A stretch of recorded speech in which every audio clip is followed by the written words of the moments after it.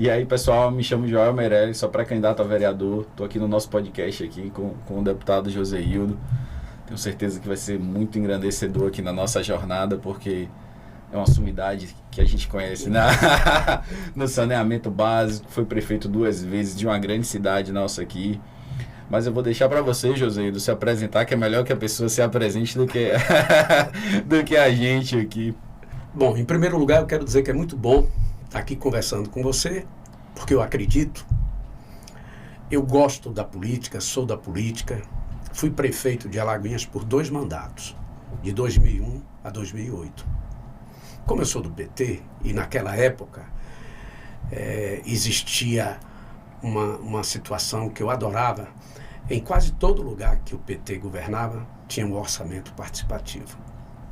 Então, era um trabalho que eu gosto de dizer a todos, era um trabalho de pedagogia cidadã. Por que pedagogia cidadã? Porque o dono da obra participava dela. A gente, normalmente, quando fala de quem é aquela obra, é da prefeitura. Esses 8 anos, a obra era do município, mas era demandada pelos bairros, pelas associações, tanto no campo quanto na cidade. Então, no fundo, eu coordenei, durante 8 anos, o governo municipal de Alagoinhas, cujo dono participava o tempo todo, a população e suas organizações. Isso tudo adveio da política do movimento estudantil secundarista, e depois a gente foi fazer agronomia na Universidade Federal da Bahia naquela época. A sede da escola era em Cruz das Almas. Então, lá a gente fazia política em plena ditadura. Então, o movimento estudantil teve uma importância muito grande. E aí a política foi sedimentando. Ela veio e morou no meu íntimo. Então, eu gosto de ser político e gosto da boa política, porque ela emancipa a pessoa. O Brasil hoje é diferente por conta da boa política. Fui deputado estadual por 2 mandatos e hoje estou cumprindo meu 2º mandato de deputado federal, sempre pelo Partido dos Trabalhadores. Então, com brevidade, é exatamente essa a circunstância de me encontrar na política achando que é uma coisa extraordinária para mim, para a minha vida. Eu vou repetir, mas tive o prazer de conhecer o senhor, porque lá no gabinete da deputada Maria del Carmen redigi o projeto de lei da anticalote, que fez 10 anos agora. A gente se inspirou numa lei que já existia em São Paulo, mas eu era responsável por cuidar disso, e eu conheci o senhor como presidente da Comissão de Constituição e Justiça, salvo engano. E a admiração veio desde da primeira reunião, porque naquele momento que a gente chegava para discutir uma lei tão importante, o senhor sempre chegava com essa tranquilidade, essa calma, esse pragmatismo, mas sempre com muito fundamento. O senhor sempre trouxe muito à luz em momentos que não estavam tão claros assim. E eu queria perguntar ao senhor um pouco mais sobre essa atividade legislativa. Eu acho que a atividade legislativa ela fica um pouco afastada da população, né? Olhe bem, o parlamento brasileiro, ele tem uma característica que não é só nossa. Principalmente no momento em que a extrema-direita, do ponto de vista do mundo, está aparecendo, e gente jovem que nunca falaria, eu sou de direita, vestiu a farda da política e em cada ponta de rua desse país ela se manifesta. Isso é um perigo. Perigo para todos os brasileiros e brasileiras. E o pior de tudo é que o parlamento brasileiro, nos seus 3 níveis, tanto do ponto de vista municipal, nas câmaras de vereadores, como nas assembleias legislativas dos diversos estados, né, e até o Distrito Federal, e também no governo federal, no Congresso Nacional. Existe uma subrepresentação muito grande do que é a sociedade brasileira e os seus representantes. Porque o nosso povo ainda não dá conta de separar aquele político que pode estar no dia a dia com você, presente ou não, trabalhando os valores que emancipam qualquer população. O poder legislativo brasileiro, nesse momento, está hipertrofiado. Inclusive, o Congresso Nacional, muito mais a Câmara dos Deputados, que tem o presidente Arthur Lira, que consegue sequestrar uma parte do orçamento da República de maneira discricionária e legalizada. Então, é uma distorção enorme. E no legislativo brasileiro aparece essa anomalia hoje, depois que também foi legalizado o orçamento secreto. Ou seja, nas casas dos iguais existem mais iguais do que se imaginam. Mas esses iguais, eles contam com benefícios diferentes, superiores ao seu colega, que também é deputado, que também é vereador, que também é senador. Então, nós estamos vivendo esse momento e é preciso que a gente eleja a política que dela nasce o bem comum. A boa política. A política que dá prazer. A política que depois, quando se contabiliza os benefícios, eles se encontram bem próximo da expectativa, da valorização da pessoa humana, principalmente dos mais pobres. Nosso projeto, José, a gente sempre prima por formação política. A gente procura o jovem, a gente traz o jovem, a gente tem essa paciência de trazer o jovem, de escutar o jovem. Eu estava falando sobre Meio Fio de Granito e uma menina de uns 16 anos, ela me falou de um tema que a gente vai falar aqui. Mas você não vai ser um político que vai passar um meio fio de granito e vai esquecer do saneamento básico, não, né? Então a gente tem que ter essa formação. Como é que você vê essa formação do jovem hoje na política? Olhe bem, as pessoas normalmente colocam, olha, temos que trazer a juventude para discutir a política. Então, na formação, inclusive escolar, a escola regular, então nós já tivemos em algum tempo matérias que tratavam da política, mas exatamente na época da ditadura militar. Então o viés era outro, mas se aprendia política também. Então a política, ela tem que ser valorizada a partir do político, a partir do exemplo que ele dá, mas não é aquele exemplo moral. É o exemplo nas atitudes, na coerência, na transparência, na prestação de contas daquilo que você faz como mandatário. Então, eu acredito nessa política. Nós temos um programazinho de 5 minutos. Toda terça-feira vai ao ar em todas as rádios de Alagoinhas. Bom dia, deputado. Nesse espaço, a gente presta contas do que faz. Então, a gente diz o que está fazendo. E, por incrível que pareça, a juventude escuta. Eu imaginava que não. A juventude rural, ela ouve muito a voz do Brasil.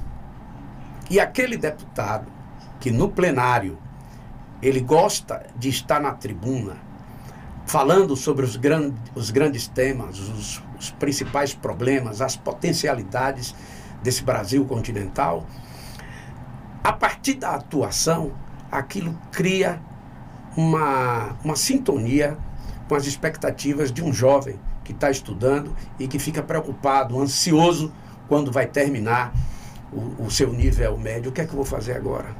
Como é que eu vou passar numa faculdade? Não é? Como é que eu vou cursar meu ensino superior? As escolas públicas e as universidades públicas ainda são as melhores, mas para entrar é difícil, por causa do vestibular. Eu não tive dinheiro para me preparar. Então, tudo isso decorre de quê? Da política. A desigualdade também é algo que decorre da ação dos políticos. Esse país é rico. Esse país não precisava ser tão desigual, mas a desigualdade vai terminar a partir da boa política. Outra coisa que dessa sua penúltima fala me trouxe é como é que tu consegue conviver um cara que foi prefeito e fazia um orçamento participativo no município. Como é que consegue conviver hoje na Câmara com um orçamento secreto, né? Como é que pro político e pro homem, Joseildo, que tem ideais, como é que é essa convivência lá? Não? Olhe bem, nós estamos num momento que eu acho que nós nunca vivenciamos tão tensionado como este. Hoje, no Congresso Nacional, por nada existem exaltações, tensionamento, inclusive que pode determinar que vai haver tapa. Porque existe uma bipolarização muito efetiva, então a sociedade está bipartida, então ou você é bolsonarista ou você é petista, não é? Então, e não é assim que a política deveria estar. Então, a gente precisa valorizar as diferenças, respeitá-las e saber que você está topando com um cidadão negacionista, ou que apoia o ex-presidente negacionista, o inominável, o inelegível. Então, não é fácil a gente se estabelecer sem sobressaltos num ambiente tão tóxico como o ambiente da política no parlamento brasileiro de hoje. Falando um pouco, mudando um pouco dessa questão política, mas também tocando numa parte da sua fala, que foi a questão da desigualdade na nossa cidade, a gente vê nas músicas cidade alta e cidade baixa, né? Então são sempre duas cidades, né? Uma cidade que ela tem estrutura, que ela tem saneamento, que ela tem luz, que ela tem mobilidade, mas basta a gente atravessar a paralela para o miolo da cidade, para o subúrbio da cidade, e aí falta água, falta saneamento básico, falta luz. Como é que o senhor vê essas questões dessas obras estruturantes aqui na nossa cidade? Olha bem, o direito à cidade é de uma complexidade muito grande. E, na minha opinião, o saneamento básico é um dos serviços públicos que mais demonstram a desigualdade social. O saneamento, ele não pode ser visto de maneira objetivamente só dele. Você tem que tratar de saúde, saneamento e meio ambiente. Então, a relação desses três setores é indissolúvel. Você não pode separar. E aí, aquele que menos tem, que moram exatamente longe do centro, longe das áreas onde as finanças acontecem, numa cidade como Salvador, é na periferia que a falta desses serviços aparece. Não tanto no abastecimento de água, mas ainda existem muitos problemas, graves problemas, no esgotamento sanitário. Então, imagine, você está numa rua e sua criança está de pé no chão, brincando, jogando futebol e sapateando em cima de um esgoto não tratado. Então, isso é um caos, exatamente no momento em que o ser humano ele tem essa vulnerabilidade de morar em locais cujas estruturas não estão à sua disposição. Ou seja, é quebrado um direito que ele tem. Além do direito do cidadão, o direito à vida do cidadão. E aí, água, ela foi proclamada pela ONU em 2010 como direito humano, ou seja, deriva do direito à vida. Sem boa água, sequer você pode se alimentar. Então, o saneamento, na minha opinião, é algo que pode, em até alguns momentos, você ter obras com parceria público-privadas. Nada contra. Mas é um serviço que, para ser bem feito, na minha opinião, depende do poder público. Então, quem deve dar as cartas é o poder público. Eu sou presidente da Frente pelo Saneamento Público, porque existe uma onda privatista e o que eles chamam de novo marco regulatório do saneamento não funciona, porque é um texto ruim e no lugar onde você não tem como fazer o subsídio cruzado, ou seja, nas empresas que visam lucro, você nunca terá saneamento para o pobre. Não haverá universalização, principalmente de esgotamento sanitário. É o que acontece aqui em Salvador. Salvador, inclusive, tem indicadores de abastecimento de água, são muito bons. E nas periferias existem de maneira flagrante. É só ir numa periferia que você vê os problemas do esgotamento sanitário. Que também, do ponto de vista dos indicadores, é uma das capitais que anda de maneira regular. Eu queria que o senhor explicasse um pouquinho, a gente vai botar o vídeo na internet, a importância disso. Né? Não que o senhor não tenha sido claro disso, mas que tem muito a ver com a dignidade da pessoa humana. Isso. O senhor fala e a gente vê criança, né? Quando o senhor fala tem alguém pisando no esgoto não tratado, é criança, né? Nós já vem no nosso imaginário, é uma criança que está ali pisando. Mas há uma outra importância também de saúde, né? A gente considera o senhor o maior especialista no saúde e desenvolvimento humano. A gente considera o senhor o maior parlamentar hoje do Brasil, tanto que o senhor está presidente da frente, especialista nisso, né? Tipo assim, o nome do saneamento básico. Eu queria que o senhor falasse um pouco mais dessa importância da gente ter isso, porque no imaginário da nossa comunidade, e aí tem aquela exceção daquela menina que me cobrou, o imaginário isso é uma obra que fica por subterrâneo e é uma obra que não dá volta, né? Não necessariamente. Se você conversa com a população e diz o que se não fizer o saneamento básico, o que é que vai sobrar de direito para você que é pobre? Então, no momento em que ele entender isso, tem que ter voto quem está fazendo saneamento. Porque, veja, tratar doença não é uma coisa barata. É mais barato não deixar adoecer. E um dos caminhos mais adequados para não deixar o ser humano adoecer é o acesso ao saneamento básico. É disso que se trata. Você só pode ter saúde plena se você tem direito a saneamento básico, tanto no campo quanto na cidade. Inclusive, isso é bom para o meio ambiente e para a saúde. Olha o contexto, eles sempre andam junto. Saúde, saneamento e meio ambiente. Já que o senhor tocou na parte do meio ambiente, e saneamento tem tudo a ver com o meio ambiente, a partir do momento que você trata ali, né, do esgoto, como que o senhor vê aquela questão do Rio Grande do Sul, né, essa mudança climática? Como é que o senhor vê isso em relação à Bahia, assim, e mais propriamente dito a Salvador? Olhe bem, o que aconteceu no Rio Grande do Sul, na nossa opinião, é o desequilíbrio ambiental que está falando forte. E a força da natureza, quem somos nós para deter? Então, praticamente não existe mais pampas, é aquela vegetação característica daquele estado.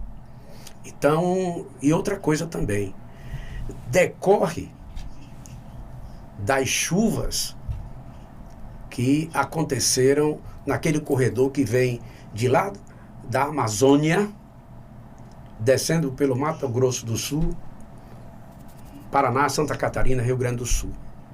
E olha a tragédia, porque por conta do relevo, tem a Serra Gaúcha, mas a planície ela se espraia por quase toda a parte mais ao sul daquele estado. E é um estado muito importante para o nosso país.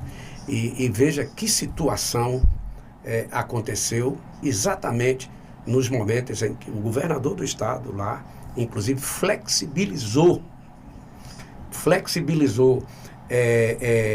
o protocolo para se construir, para se desmatar, desgarrado do cuidado ambiental.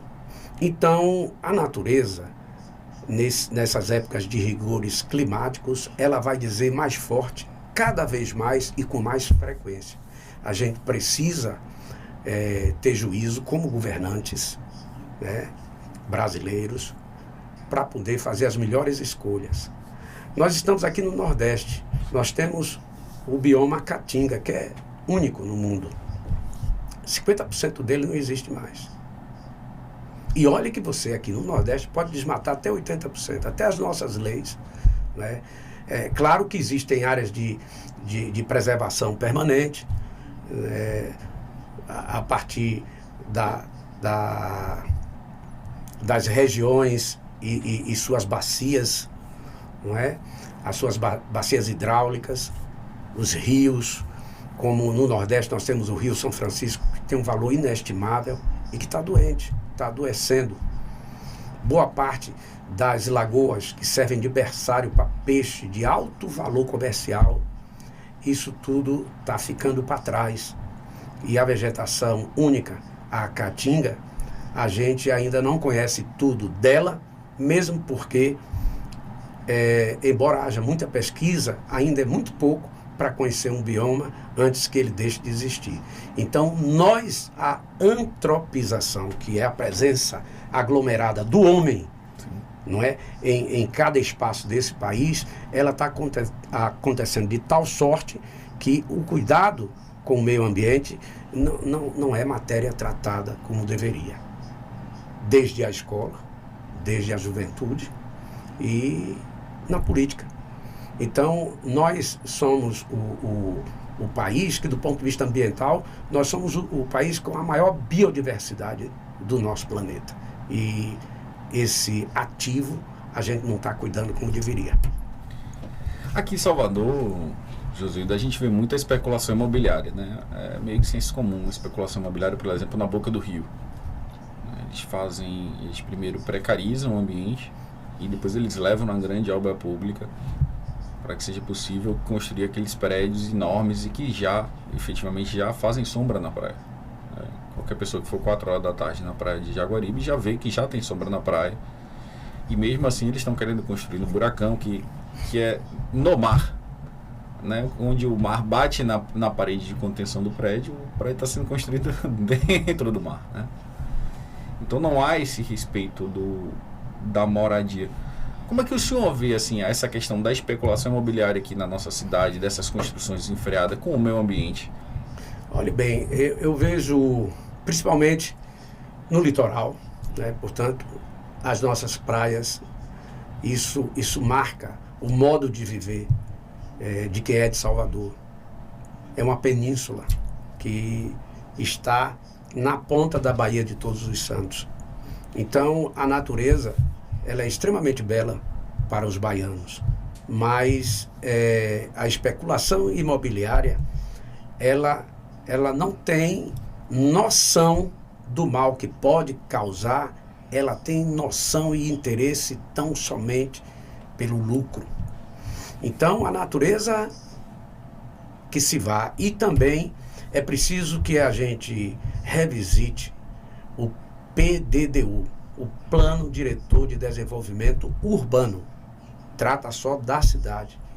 E se a gente não frear a especulação, pode ter certeza de que Salvador vai ter que pagar, e muito caro, por problemas climáticos que virão, como que se abateu sobre o Rio Grande do Sul. Então, não haverá escolha enquanto a gente não estiver respeitando os limites ambientais. Não tenha dúvida disso. Porque é tudo muito conectado, né? A partir do momento que você constrói um prédio para 300 pessoas, aquela rede de esgoto talvez ela não esteja preparada para suportar, né? A rede elétrica talvez seja mais fácil você dar conta disso, mas a rede, né, de água e de esgotamento sanitário é um problema grave. Tanto que a gente vê constantemente no próprio litoral, na linha verde, a gente vê faltar água nas épocas de verão, né? Porque a rede ela não comporta isso. Mas continuando essa questão de moradia, o senhor é um defensor da moradia popular, né? Como é que o senhor vê esse contraste de numa cidade que está construindo prédios gigantescos de um lado e do outro falta moradia, né? Moradias vazias. A gente tem um centro que tem quase 100 casas desabitadas e mais quase 100 casas que só são carcaças, né? Não tem moradia, não tem finalidade pública. Ele não atinge a sua função social, que é morar. Olha, a Constituição brasileira coloca que a propriedade ela deve existir e dentro dela tem que ter uma função social clara. E o espaço territorial de Salvador não é tão grande. Você tem uma população grande em Salvador, mas o espaço do território da nossa capital não é tão grande. Então, a continuar essa especulação imobiliária com terrenos, com edifícios com essa ordem de grandeza e também os pobres sendo expulsos cada vez mais para fora do centro, nas periferias, nasce uma luz no meio do túnel. Eu estou falando do movimento que trata da autogestão. Então, você que tem sua organização, sua associação, sua cooperativa, não é? E seu envolvimento social, trabalhando na política de bem construir a sua casa. É muito importante isso e também é pedagógico, quando as pessoas se unem para poder construir a sua casa. O mestre de obra, o pedreiro e o ajudante estão construindo a sua casa, não a casa do doutor. E o que é melhor, é uma casa mais espaçosa, é uma casa muito mais barata e é uma casa que é feita sob o olhar de quem vai morar nela. Então isso traz uma série de políticas transversais, muito conhecimento, e a pessoa se desenvolve e busca exatamente o que é singular, o que é necessário para você ter uma vida digna. A partir da autogestão, você construir a sua própria casa. É um exemplo que não é do Brasil. Tem vários países que isso está muito bem posicionado. Tem aqui o Uruguai, não é? Na Bolívia também, na Colômbia.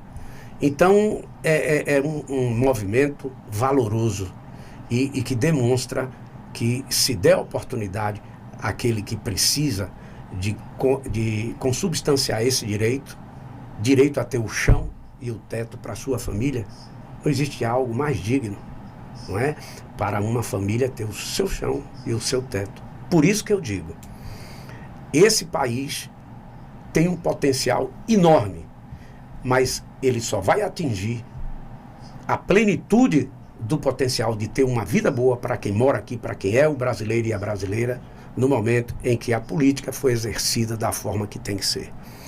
É por isso que eu vou te apoiar aqui.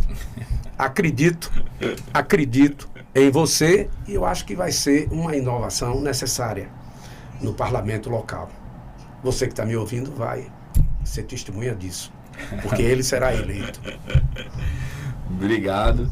Era efetivamente a última pergunta mesmo. A gente agradece a confiança, né? A admiração ao seu trabalho é desde lá da Comissão de Constituição e Justiça, foi quando eu lhe conheci pessoalmente, né? Sempre trazendo muita calma, muita sabedoria nas discussões, até para a gente aqui. A gente sabe que o senhor foi prefeito de uma cidade gigante também, que é Alagoinhas, e deve estar enfrentando os problemas, devem ser muito parecidos com os problemas que Salvador deve estar enfrentando hoje, porque a especulação deve estar, o saneamento básico deve ser também um grande desafio. E nós estamos tratando de uma cidade que ela foi encravada exatamente no maior ponto de recarga, de reabastecimento do aquífero de São Sebastião.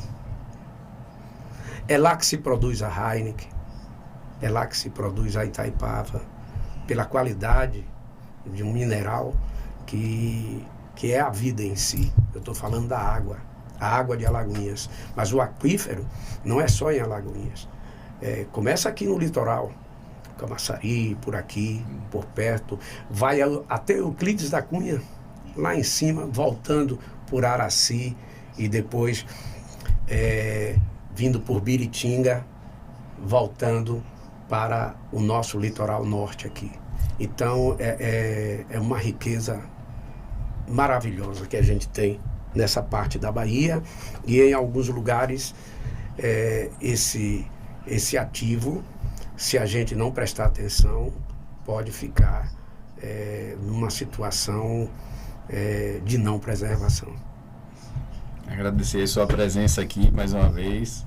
Não foi lá na rádio, mas foi aqui. Obrigadão.